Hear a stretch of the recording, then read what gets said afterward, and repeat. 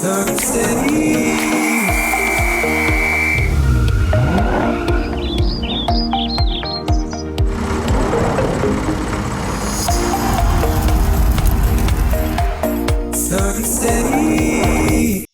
In this week's news, the Balloons over Mildura Spectacular wraps up. An essential drainage and roadworks project creates a major inconvenience. Veteran entertainer Izzy Dye visits the region. And we share highlights of the recent 2026 Milawa Quarries Hattah Desert Race. Sun City streaming local news starts now. Welcome to Sun City Local News. I'm Caitlyn Morgan. It's great to be with you. The 7th Street precinct between Lyme and Langtree Avenue is the site of a major project to carry out essential upgrades. John Dooley reports. One of Mildura's main thoroughfares will be closed for more than 3 months to allow for essential upgrades to be completed. Stage 1 of the project is taking place in 7th Street between Langtree and Lyme Avenue, which is now a major reconstruction site, with drainage infrastructure in particular needing a long overdue upgrade. The reconstruction is being funded under the federal government's Road to Recovery program, together with money from the state and council. Mildura Mayor Ali Kappa, Councillor for Infrastructure and Assets, spoke to Sun City News about the works. It's a massive project. So we've actually got 2 projects happening on 7th Street. This one here is between Langtree and Lyme, and it's upgrading a section that needed an upgrade. We want to make sure, and especially in these premier precincts of Mildura, that the roads are in good nick. There's also drainage that needed to be upgraded here, and we had a reminder recently about the importance of good drainage infrastructure, and so that's what we've got happening here. It's a combination of funding between local government and state and federal, long awaited and long lobbied for, and we're very excited to see the project happening. Road maintenance is a vexed issue, particularly in a region as vast as ours, something Councillor Kappa said was always a challenge when it comes to accessing funding. No municipalities are drawn the same. That's part of the issue for us and part of the challenge. So when the boundaries are drawn, they're not drawn in accordance with financial sustainability or those sorts of considerations. And so while some city municipalities might have 200 kilometres of roads, we've got 5,000 kilometres of roads. And our ratepayers are squeezed as it is, unlike some of those metro councils with 200 kilometres of roads that might have hundreds of thousands of people sharing that cost burden. Here we've got far fewer ratepayers to share that load. So we would say as council that we're pretty good at keeping up with the maintenance as best we can on council-owned roads, but a lot of the roads which are in the worst condition are not actually council roads, they're state roads. And so therefore, our job is to lobby. We've done some really methodical campaigning in that space, and we've called on people in the local community, to also lobby, the relevant departments and of course the Victorian State Government. And 7th Street is an example of our successes. So because we've got obviously the upgrades that are happening at this end, which are multi-million-dollar upgrades, but so too we got funding for the Benetook and Ediwanda end of 7th Street, which the community absolutely made very clear that was one of the worst roads in the entire municipality, state responsibility. And so fortunately we're able to get some funding for that as well. Councillor Kappa conceded that the timing of major works like this project won't always please everyone. We expect that both of those projects, so both ends of 7th Street, are roughly 3 months. So we expect completion in September.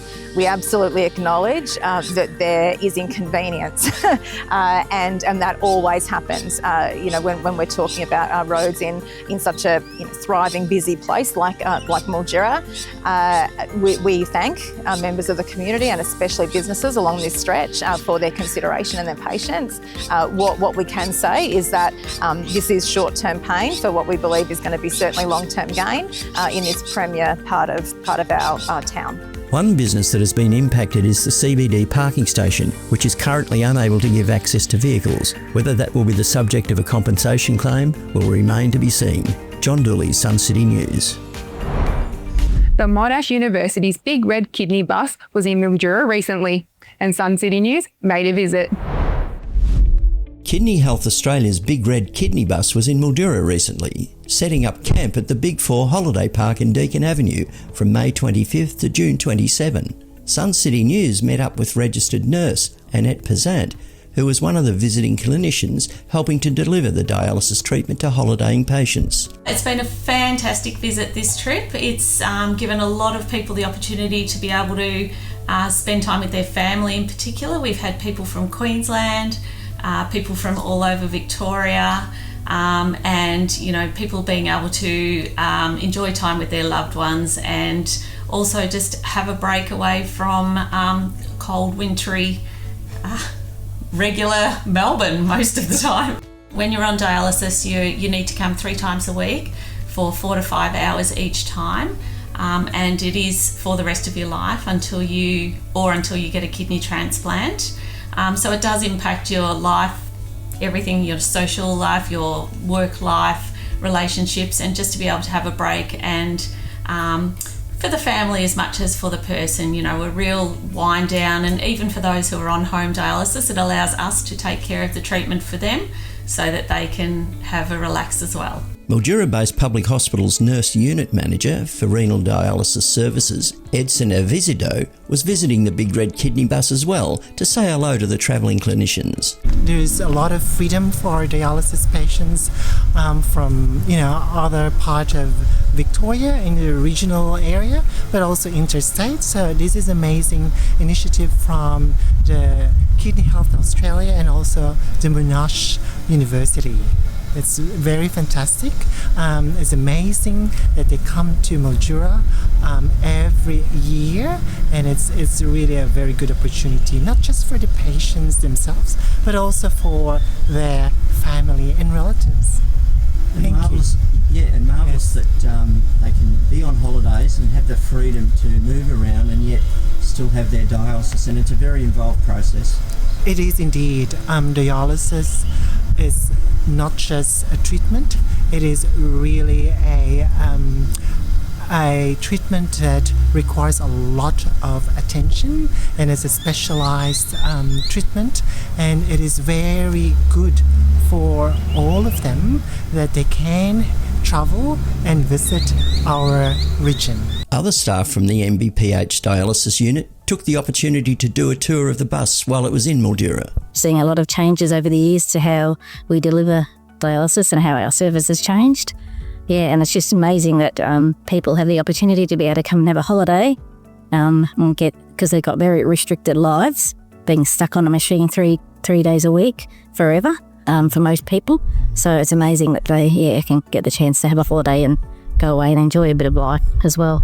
I was working in the ward, and then I specialized in dialysis because I was trained in Royal Melbourne for a week, and then I started in dialysis since 2021, and then I became an associate nurse manager just recently, last October.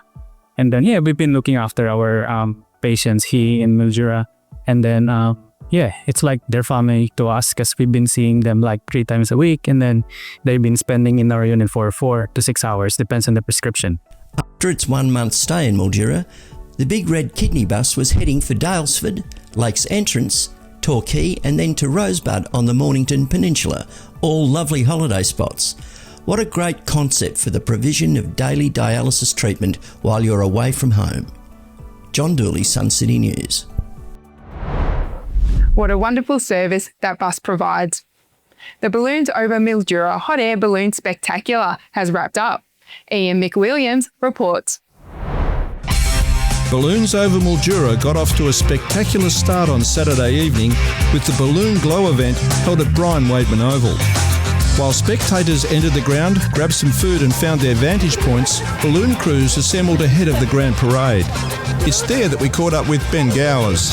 So we're at the end of the first day, our practice flight, and tonight we've got the Balloon Glow. Please jump onto our Balloons Over Mildura Facebook page and follow us for any updates on where we're taking off from in the mornings and afternoons. Then the teams took to the track for the grand parade, giving the crowd just a taste of the colour yet to come.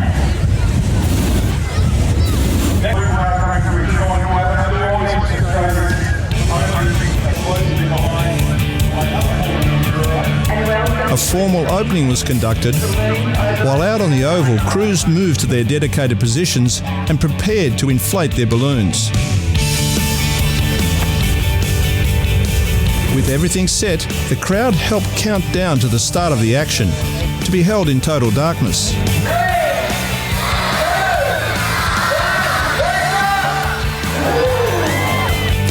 Powerful fans were used at first to push air into the canopy.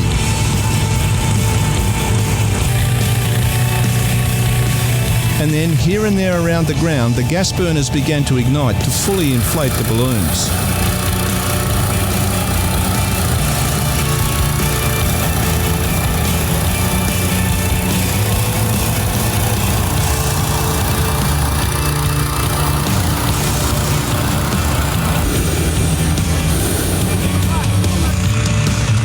With all balloons inflated, music filled the air and the show began.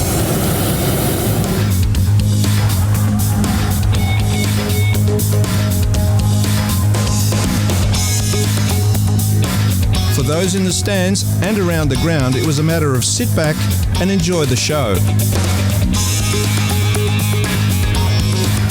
How good's this? Balloons over at Mildura 26. I think we had 20 odd balloons up today. We've got 30 odd here tonight, and there's going to be 35 balloons up all during the week. Just fabulous.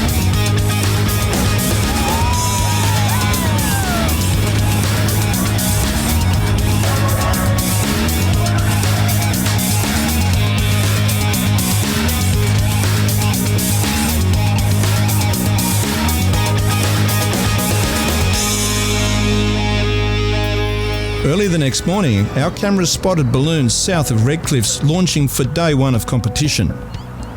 Unfortunately, the day had to be cancelled due to strong winds. However, a large number of the competitors took to the air and enjoyed a day's flight which took them over Mildura.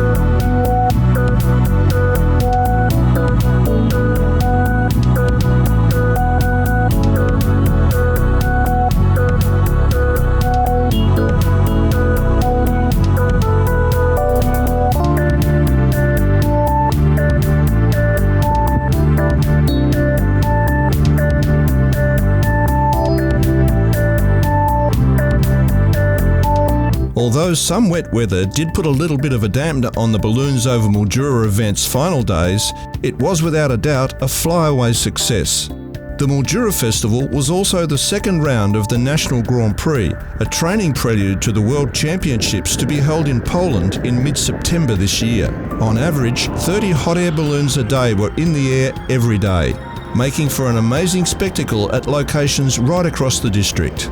Ian Mack, Sun City News. What a spectacular event. Congratulations to the organisers.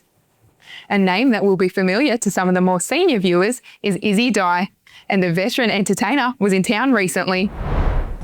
Veteran television star and popular entertainer Izzy Dye was in Sunraysia recently, presenting a glamour-packed gala performance at the Kumiella Club on Saturday, July 4th, a venue he loves coming back to. Adoring fans of the entertainment icon were delighted to be able to have a chat with him before he went on stage.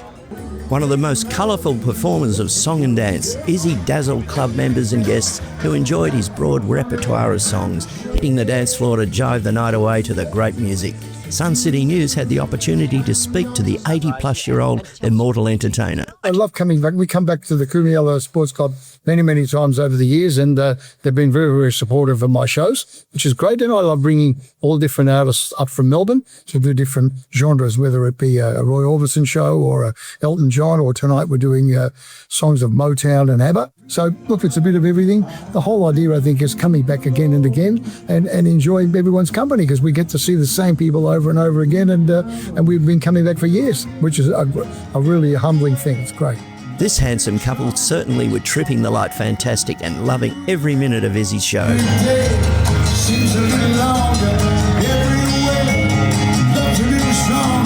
If you're looking for a great night out, the Kumiella Club delivers it in spades. Every day, it's getting closer, going faster than a roller coaster. Love like yours will surely come my way. Hey, hey, hey. Young Rosie.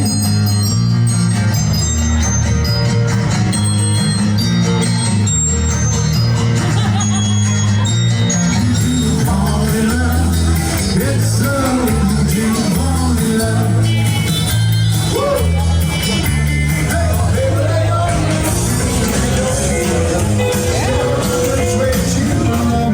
I don't ever be alone. Lover, we're on you. Because I want I'm a girl. Yeah, oh, someday I don't know how. I don't know how. She'll bring her love to me. Oh.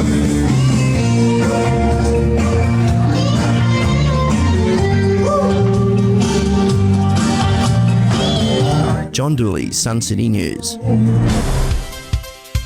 Well, that looked like a real hoot at the Kumi Club, with Izzy in top form. When we return, Mac hosts the 50th Gang Show, and Mildura-based public hospital proudly celebrated NAIDOC Week. Sun City Streaming thanks our wonderful sponsors for their generous support for our community YouTube channel and Sun City local news. Tasco Inland Petroleum, White Mildura, Chemist Warehouse Mildura, and Fisher Developments. First impressions matter. And when you're selling your home, presentation starts long before the front door. You don't need to spend thousands, just a weekend and a bit of elbow grease. A tidy, well-kept exterior tells buyers the home has been cared for. Because a well-presented garden doesn't just frame your home, it frames the buyer's mindset. And when it's done right, it's the little things out front that open the door to something bigger.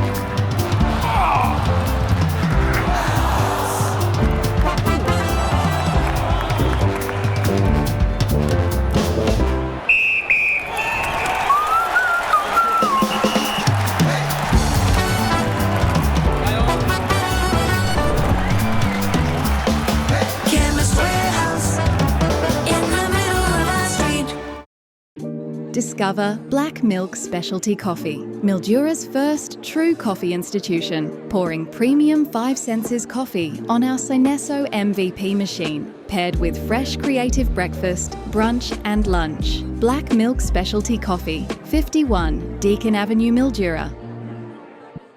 Join us every Thursday night for the Footy Super Show. I'm Will Callow, your host, and my co-host, Sam Kerridge. Get amongst it. Come and listen to us talk all things local football, netball, and we might even have a few break sessions about how good I was and how good you still are, Sam. Or how good I used to be. Certainly watched up now, but no, very excited. Looking forward to providing you guys with everything SFNL football, netball, and hopefully taking a few laughs and taking the mickey out of a few people along the way.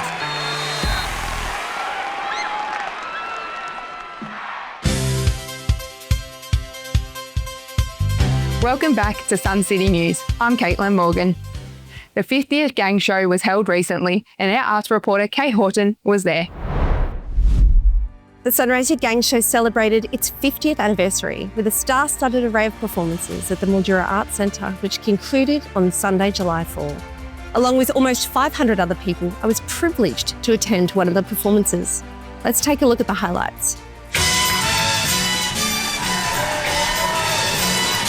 Made up entirely of members from the scouting community, the Sunraysia Gang Show has been showcasing the talents of scouts and volunteer leaders for 50 years.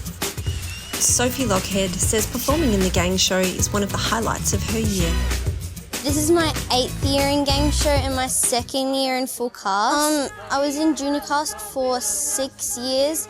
Junior cast is like one item where they have like all the little kids from Cubs and Joeys. My favourite memory of being in gang show is getting the junior cast award in 2024.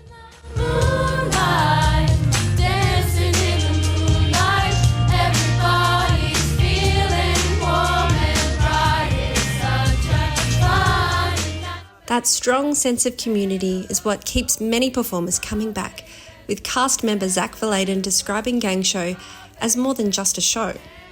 It just becomes really inviting and it feels like a family, a really big family. It's the best feeling ever. I wonder who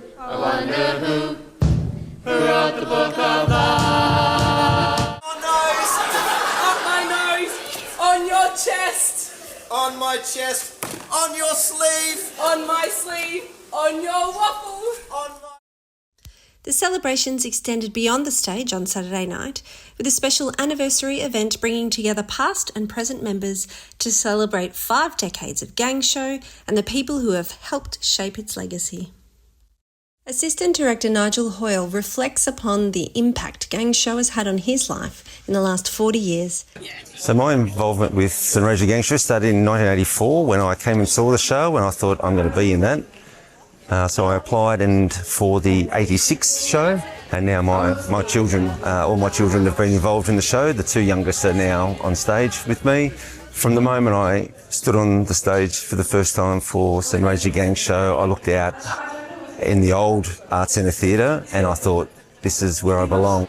I actually found my place in the world. I felt like I was home. I have wanted to continue my love of performing, but also to help teach the next lot and hopefully give them the experience that I had and make them feel part of something. This is the end of my journey on stage and it's a little bit bittersweet, but I think it's the right time. Our 50th show, it's been my life, it's been my family's life, and I don't think I'd ever give it up for quids. Hot on the heels of the 47th of Stedford, the 50th Sunraysia Gang Show certainly showcased the amazing abundance of talent in our region. Kate Horton, Sun City News. Aren't those performers just amazing? Last week, another colourful event was held in the hospital's courtyard to celebrate NAIDOC Week.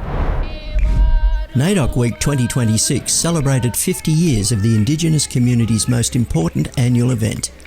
On Wednesday, July 8th, the Mildura-based public hospital's courtyard was the focal point for one of NAIDOC Mildura's prized events, which brings together hospital staff and executives to join with the Indigenous community to enjoy the colourful displays of their culture.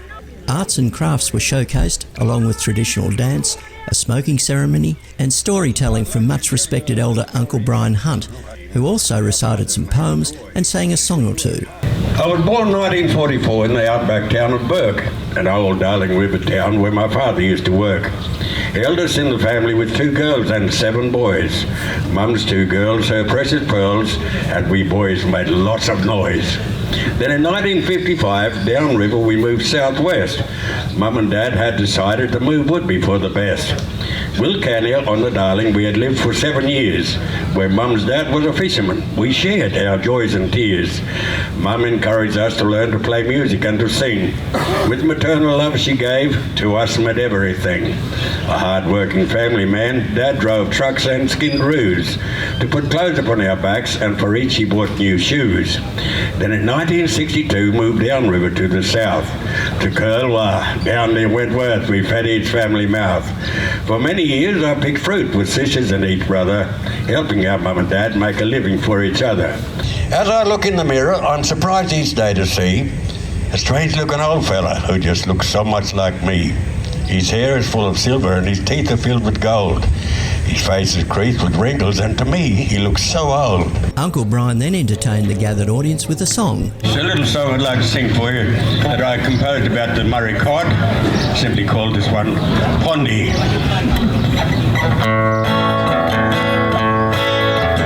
Pondy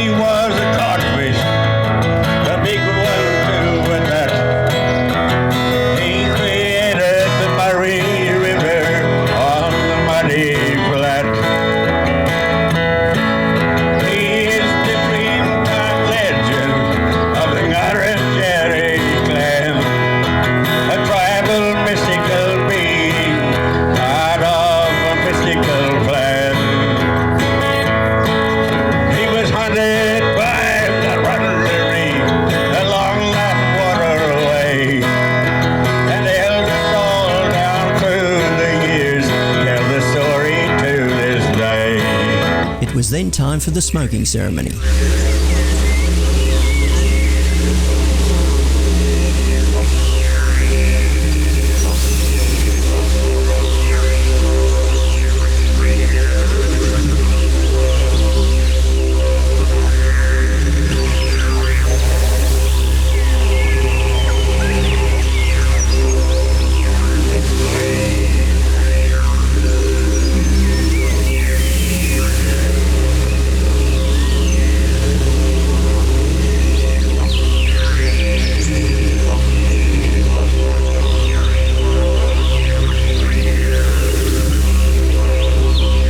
The highlight of the courtyard event is the Indigenous dances, and this year they are in fine form.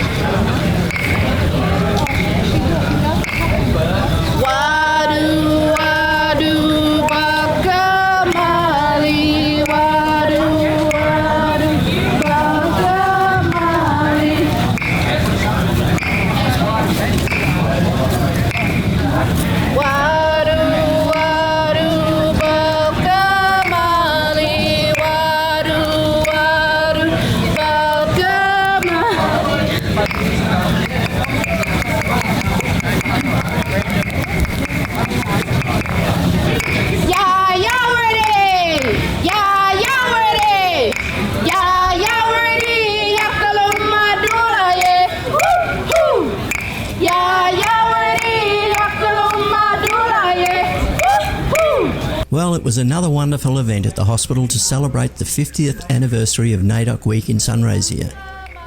John Dooley, Sun City News. Collins Booksellers Mildura recently showcased 2 newly published high-profile sports-related books. 2 new books to grace the shelves of Collins Booksellers in Mildura are gaining great interest from those who love sporting genre literature.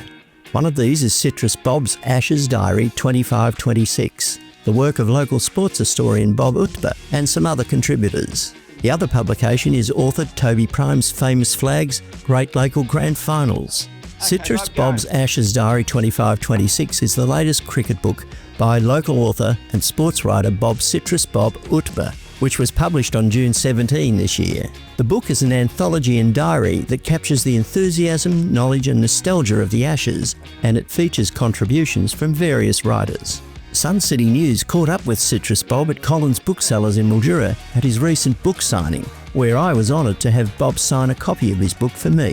Thank you very much. Fantastic.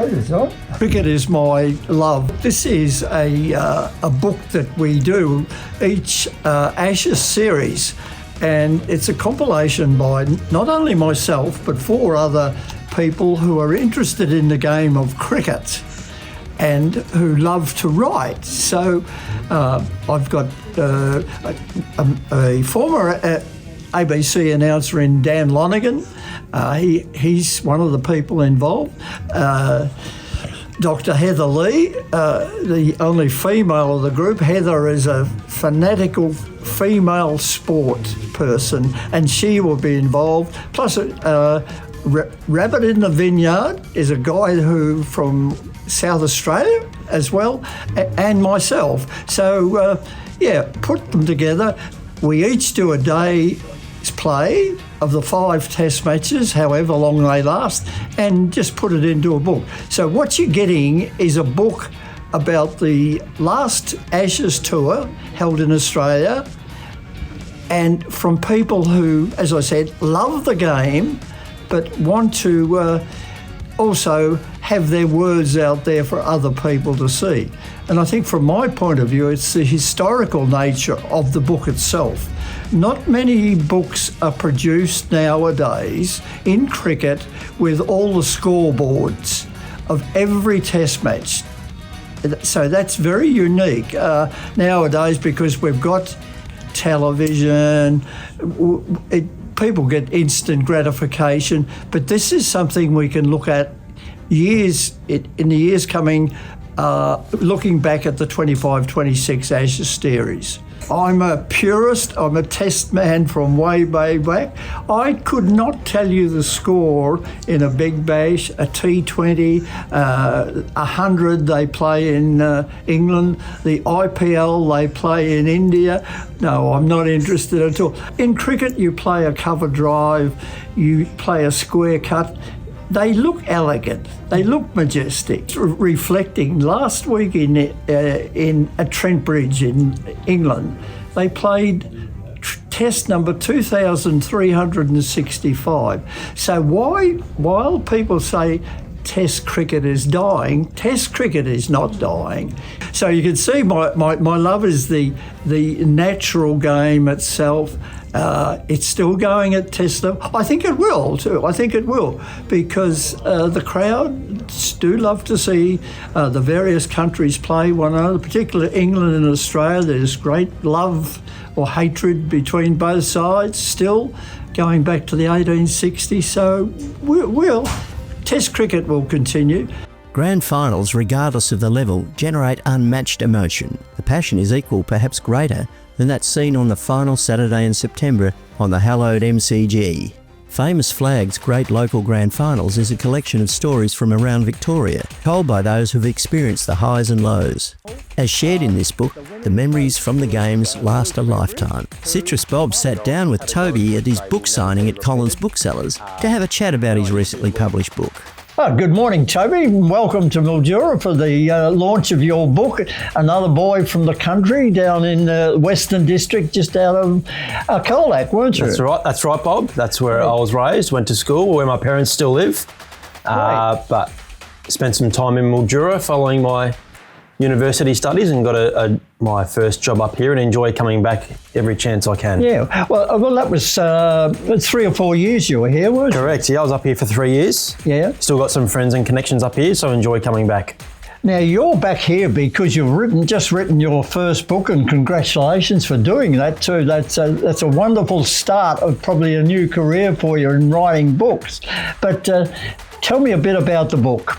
So the book is based, I guess, on my former working life, Bob, as a sports journo watching a lot of local football. So it's about local football grand finals and some of the famous premierships around the state. And there were some games that I saw in my time as a reporter that I knew I wanted to include and go a bit more in depth on than just a match report at the time. But the majority of the games, including the Sunraysia chapter, were recommended by people that I've come across over the years. Well, that was a good starter because there are 14 grand finals that you've covered from 1990. I think there was a couple in 1990, right through to the present time. Now, I've read the book about a dozen times and look, it's one of the best books I've written because simply you've got into the heart and soul of the people within those various areas and the whole context of each book. Everyone's different. I've got my favourites and we'll mention them soon. What was the motivation you had behind it all is that you love the suburban country football, probably more than what you do AFL. That's right, yeah, yep. I figured, and I think you sort of touched on it there, Bob, when I set out writing the book, I wanted it to be about people and emotions because there is a lot of chat, about AFL and the sport more broadly, but I think it gets overlooked sometimes that people and emotions are the foundations of not just football, but in any sport. So I wanted to make a point of really delving into not just the game and play-by-play descriptions, but how people felt at the time and how they continue to feel about these games. The emotions really do last a lifetime, good, bad, or indifferent. And there were times throughout the interview process that I actually felt like a therapist at some point for some people. It was almost cleansing for some people to talk about those experiences. Yeah. Toby, thanks for coming along and thanks for talking to me. I hope this video goes out to lots of people. So Toby's book, if you want to buy it, here it is. It is magnificent. Well, with the footy season coming towards the finals and the summer cricket games on the horizon, there isn't a better time than now to pick up a copy of both books from Collins Booksellers in the Langtry Mall, Mildura. John Dooley's Sun City News. When we return, highlights of the 2026 Mildura Quarries Hattah Desert Race. Good vibes were in abundance at the group's first birthday celebrations. And I visit Bush Hills on Temp to meet the owner and his 22-year-old Labrador. Sun City Streaming thanks our wonderful sponsors for their generous support for our community YouTube channel and Sun City local news. Tasco Inland Petroleum, White Mildura, Chemist Warehouse Mildura, and Fisher Developments. First impressions matter. And when you're selling your home, presentation starts long before the front door. You don't need to spend thousands, just a weekend and a bit of elbow grease. A tidy, well-kept exterior tells buyers the home has been cared for. Because a well-presented garden doesn't just frame your home, it frames the buyer's mindset. And when it's done right, it's the little things out front that open the door to something bigger.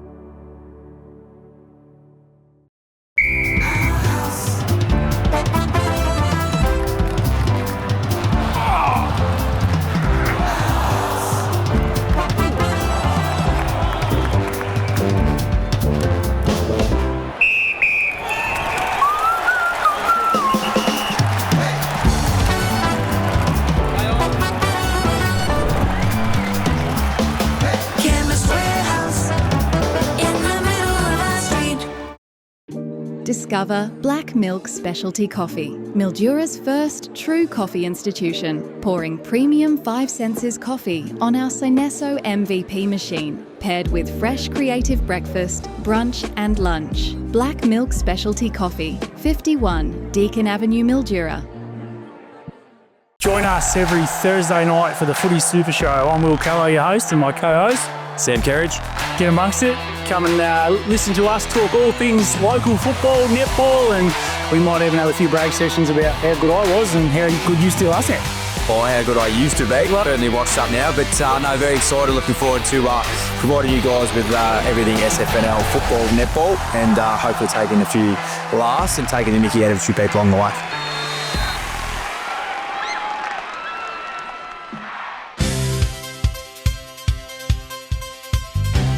Welcome back to Sun City News. I'm Caitlyn Morgan. Hattah was the place to be for all of the dirt bike action with the running of the 2026 Desert Race. Let's take a look. The 2026 Mildura Quarries Hattah Desert Race attracted a huge number of competitors and spectators. The standout performance on the weekend was Corey McMahon's win in the main race on Sunday, making it 2 in a row for the reigning champion, who led the field throughout the masterclass race.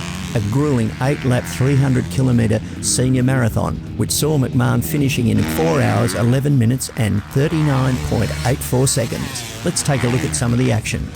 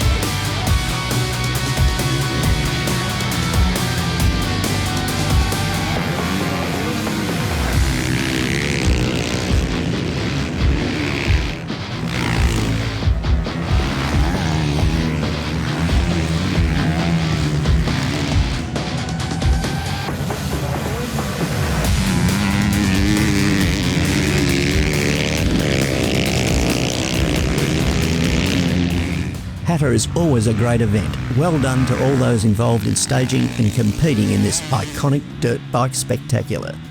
John Dooley, Sun City News. Isn't the endurance and skills those riders display just amazing? Good vibes were in abundance at the group's first birthday celebrations recently, and Sun City News was there. It's all about the vibe. Feeling good and doing good. Mildura pharmacist and Chemist warehouse managing partner Eric Oxakaya and mentor, speaker and entrepreneur Carlos Cirillo joined forces to create the healthy lifestyle group called Good Vibes. And since being established, it has attracted a significant following. And on Sunday, July 12th, the group celebrated their first birthday. And I went along to find out more about Good Vibes. The setting for the occasion was the Trail of Lights Park opposite Lock 11. It was a tranquil setting for a lively event. I spoke to Carlos Cirillo about Good Vibes. So Carlo, what is Good Vibes? Yeah, so Good Vibes is a community wellness event that we started 12 months ago, and for me it was blending wellness, so all the wellness activities for your well-being, your physical, your mental, with community, so bringing people of the community together. I feel like after the pandemic, people are like staying to themselves, why not bring everyone together? And then also impact. So I wanted to make sure that this event, all the tickets sold, gets donated to a local cause. So this specific event, we're donating to the Heart Health Community Project, but every month it changes and we donate to a different organisation. I think over the past 12 months, we have raised over $9,000 for organisations. Oh wow, that's amazing. Yeah. So how did it all start? Yeah, so I have been running events for the past 8 years around Australia, and when I came back to Mildura, I was just like, this is such a fantastic place. Why aren't we doing something like this? I would want to come to an event like this. I obviously have experience doing it, and my other friends that are great facilitators, I was like, let's come together, let's do something really cool. And that's just how it was founded. Back in June last year, we ran our first event. We had 30 people here, and every month since we've been running events. Wow, that's amazing. So it's the first birthday here now. Yeah. How does that make you feel? It feels really good. Like the fact that we've been doing it every month, we're seeing new faces, we're seeing people that I wouldn't expect come to an event like this come. I get to meet them, but also everyone else, but then also raising money for great causes like local causes is just, it's really rewarding. We love the work you're doing. Thank you so much, and we certainly can feel the good vibes out here. So thank you so much, Carlo. Awesome. All the best. Thank you. Thank you very much. The format for the afternoon sees a lot of different and sometimes challenging activities taking place.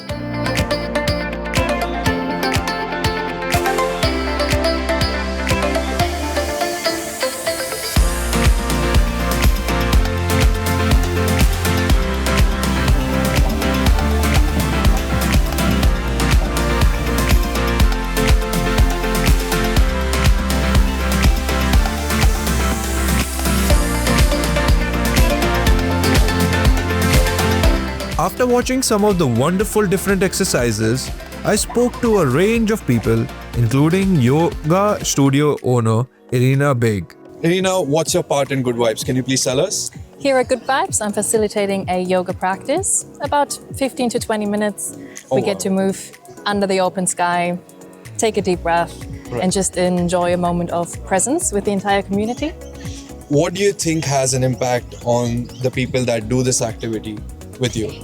What I find is people come here as individuals, but leave feeling more connected to themselves and one another. So this is really beautiful to watch. Yeah. Well, thank you so much, Irina. I look forward to participating in your activity, and hopefully I can feel free too as well. Thank you so much. I then caught up with Joe from Malay Mental Health. So can you introduce yourself, how you related to Good Vibes and well-being? Can you explain introduce yourself a little, please? Yeah, absolutely. So hi, I'm Jo Marie. I'm the founder of Mental Health Malay and a positive psychology practitioner, and we are partnered with Good Vibes Social Club. So we facilitate the monthly events, and yeah. So why is Good Vibes or well-being really important in community, especially like one in Mildura? So what we do at Good Vibes Social Club is exactly what the science says is good for our well-being, from the walking, the running, even the ice bars. We do mindfulness and fitness activities as well. And there's also that opportunity for social connection, which a lot of regional communities we can see in the research really need to help with their mental health and their well-being as well. Do you see this impact on the community as well with stuff like good vibes and well-being? Do you see that impact coming through on the community? Yeah, absolutely. So we have more people coming down to the events and we get to connect with them and hear their feedback each month, and they look forward to those events where they can connect, meet new people, engage in those wellness activities as well. Absolutely. Well, thank you so much, Joe, for that. Have a lovely day. Thank you so much. Archie and Matt also spoke to me about how they came to be involved in Good Vibes. So Archie, how did you hear about Good Vibes? I was good friends with Logan back in primary school, and he used to say that his dad did all this stuff, and I was like, I can't check it out, and that's about it. So how long have you been a part of Good Vibes now? This is the first time, so first day. Wow, that's amazing. So it's your first time. How do you feel? Are you enjoying Good Vibes by now? Yeah, I feel great. This is amazing. How about you, Matt? Are you excited to get into the ice bath now? Oh, I don't know about excited, but I'll give it a go. They were telling me all about it. Apparently it's really good for me, so yeah, I'll give it a go. Oh yeah, I think that's going to be fun at all. So all the best to you guys, and I think you're going to be excellent. Thanks very much. Thank you so much. Also attending this afternoon was Ash Ryan from La Trobe University, who was there representing the Be Smart Check You Heart project, which is run by Katrina Umbach. Ash, what is Heart Health Check? Can you please tell us about it? Yeah, so Heart Health Check is one of our research projects. Katrina Umbach is kind of heading that up for us. I'm just here today to support her. But essentially what we're doing is we're researching ways that we can check our heart health better. We know it's one of the leading cause of death in Australia and in the Mallee.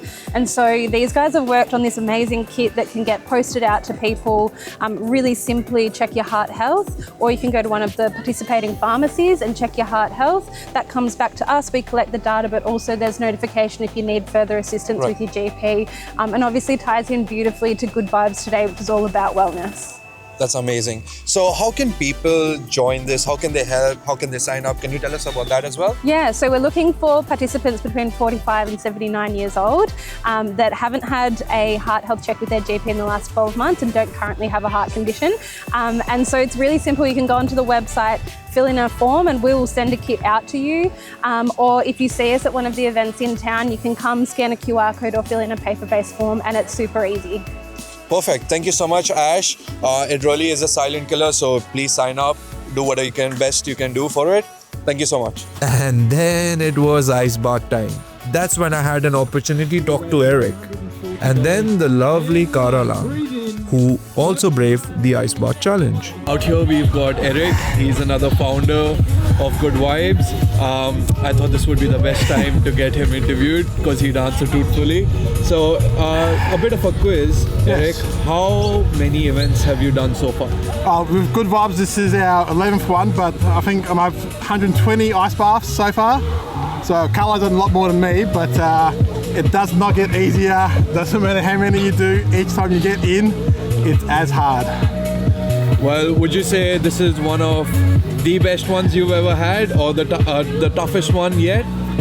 Look, it's really weird, but in summertime the contrast makes it harder to get in and to get out afterwards. So each and every single one is as hard, but everyone is as enjoyable and rewarding. I get such a chill, relaxed feeling afterwards. I feel really mellow. Yeah, you really look chilled out to me at the moment. So just a final question. If anybody wants to join Good Vibes, what can they do? Where can they go? And how can they be a part of your lovely community? Get onto the website. We want community groups to join us. We've got the lovely La Trobe down here today, but we've partnered up with other groups over the years. So if you're a sporting organisation, if you're a business, this is about the community. It's about giving back. So come on down. It's a great vibe, great feeling, and get onto the socials, find out what we're all about, see what it is. Otherwise, hit up Carla, hit up me, and we can explain more about it. Well, this is the end of Good Vibes now, but let's join them in the next event. I certainly have shifted from Melbourne now recently to Mildura. I'm definitely looking forward to joining your future events, and let's get you a cup of coffee soon now. You have no expressions on your face. I mean, are you even feeling cold at the moment? Yes, extremely cold. You got to taste off a good story. Well. What an amazing first birthday the Good Vibes team enjoyed. And of course, happy birthday was sung and the birthday cake displayed. I am Ari Sahani, Sun City Local News. Boy, those ice bars are not for the faint-hearted. I was recently delighted to visit Bush Hills on 10th to meet Peter the owner and his 22-year-old Labrador, Collie. Since opening its doors to the public in 1938, the Bush Hills on 10th historic building has welcomed generations of visitors, bringing joy to children and adults alike for decades. Bush Hills on 10th is not only known for its famous lollies, but also its 22-year-old dog, Collie. Let's meet her. Collie was adopted by shop owners Peter and Ingrid Allen 7 years ago. The beautiful Labrador recently celebrated her 22nd birthday.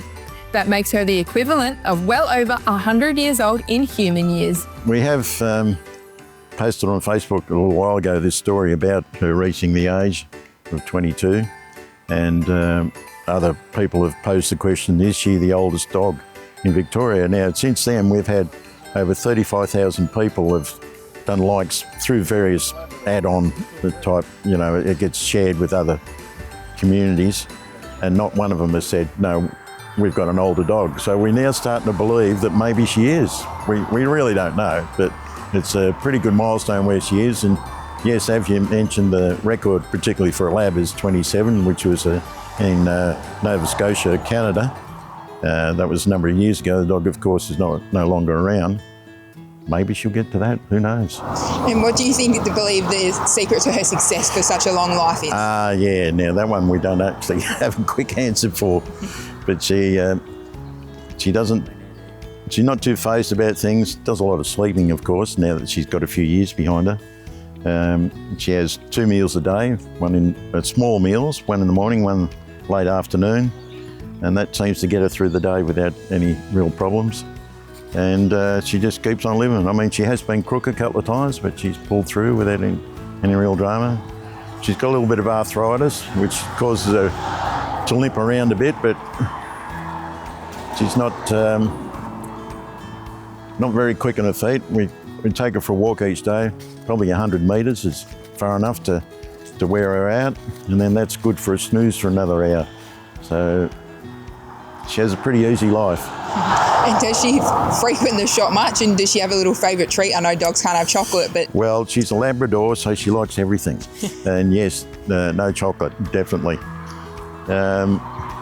She's pretty keen on toast. So if we're having breakfast, she makes sure that she gets a corner of toast as we're eating our breakfast. She's pretty easy to get along with. She's a pretty amazing dog. Collie keeps Peter and Ingrid company as they welcome customers to the lolly shop 7 days a week. The couple first opened the year-old lolly shop after uncovering the building's original history and discovering its sweet connection to the past. We've had quite a few stories once we got going of people that used to live in the area and tell us the original shop owner, which was a lady by the name of Annie Dell, or she was known as Ma Dell, and she was quite a character from what we found out. The house, which is behind me, it forms part of the shop, was built in 1938, and from what we understand, the Mr. Dell went off to the Second World War, got killed in the first week of the war or thereabouts, and so Annie ran the shop by herself for several decades through to the mid-60s when supermarkets became a little bit of an impact on small holdings. Ma Dell, she was a character, as I mentioned, and she would make toffees and put pennies in them back in those days when you were able to do those sort of things. That was a good creation from her part, of course, because the penny would roll back in the door again. And then there would be, she had fruit trees in the backyard. She'd make fruit ices, and also the kids, the West primary school, of course, is not far away from us. The kids would come in the morning and order their pie or pasty. She would cook it for them and have it ready for them at lunchtime when they came back in. So she was a real ahead of her time, a real worker. So we've got a lot of respect for her, of what she did for this place. We came along 13 years ago and decided to bring it all back to life after we discovered what it had been used for. So it's been a journey that we've really enjoyed. I mean, it's different to working in a job that can be quite difficult for you. This one's been very easy for us. We always see people coming in with a happy smile on their face, kids running around. It's been, one of those joys of life, being able to work in a place like this. The shop frontage is a bit of a mystery for people until they step in, and we often hear the phrase of, wow, look at this, and kids' sort of eyes nearly pop out of their head. And that's what we're trying to do, is just create a happy place. And we think we've succeeded in doing that. It's based probably on the old style English lolly shops, that this is how they have them. They're not big stores at all. They're quite a small space, crammed full of stuff, which is what we try and do. With several thousand lollies on offer, Peter shared what the favourites are. Now that's a difficult question, and we do get that asked a few times because it depends on the age group. I mean, if you ask little kids, well, they're only after little small items, obviously, but once they get into that 7-year through to 17-year age group, sours, it's got to be the one. And some of the sourest items that we have, that's what they go for. Once they get a little bit older, then often it's chocolates, and then in later years it's hard-boiled, like your humbugs and those type of things. So each age group's got their favourites. I got this and some of these. She got a lollipop and some hot rolls. It was a pleasure to visit the nostalgic store, and I couldn't leave without picking up a few of my favourite treats. I only came for red frogs, but I couldn't help myself. For Peter and Ingrid, the shop has always been about more than selling lollies. It's about creating memories. And with their faithful collie still keeping watch, Year Old Lolly Shop continues to offer a warm welcome that's as timeless as the treats on its shelves. Visiting the Year Old Lolly Shop is certainly a treat that's well worth adding to your bucket list. Well, that's our news for now. I hope you enjoy the week ahead. And as we leave you, here are some highlights of the Balloons over Mildura Hot Air Balloon Spectacular. I'm Caitlyn Morgan. Take care and bye for now.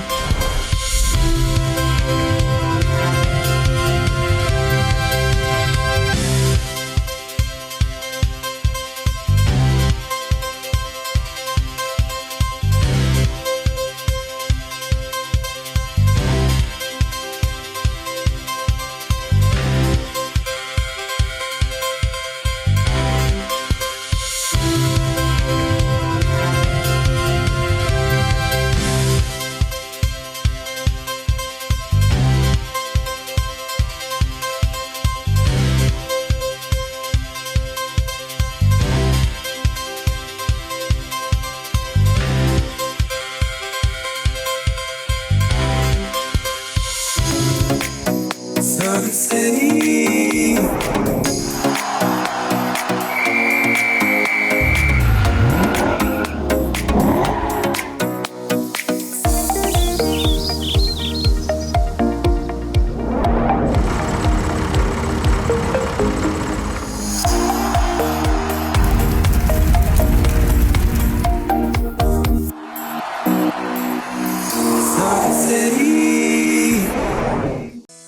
Sun City Streaming thanks our wonderful sponsors for their generous support for our community YouTube channel and Sun City local news. Tasco Inland Petroleum, White Mildura, Chemist Warehouse Mildura, and Fisher Developments.